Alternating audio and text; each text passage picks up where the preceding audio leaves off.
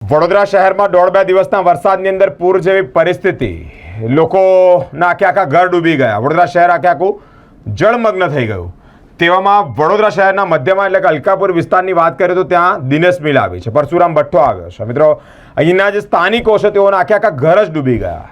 તે લોકોને રેસ્ક્યુ કરવામાં આવ્યા સ્ટેશન ખાતે, એટલે કે સ્થળાંતર સ્ટેશન ખાતે કરવામાં આવ્યા. અલગ અલગ લોકોને અલગ અલગ જગ્યા પર પહોંચાડવામાં આવ્યા, અલગ અલગ જગ્યા પર મૂકવામાં આવ્યા.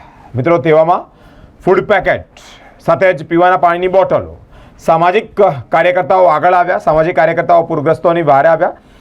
જમવાની પણ વ્યવસ્થા કરી આપવામાં આવી, સાથે પાણીની બોટલોની પણ વ્યવસ્થા કરવામાં આવી. નરેશભાઈ રબારી સાથે જ કેવિનભાઈ સોલંકી જેવા અને તેમની ટીમ તેવા અનેક સામાજિક કાર્યકર્તાઓ આગળ આવ્યા અને પૂરગ્રસ્તોની મદદ કરી છે. ઉત્તમ અને સરાહનીય કામગીરી આવા કાર્યકર્તાઓ દ્વારા કરવામાં આવી રહી છે.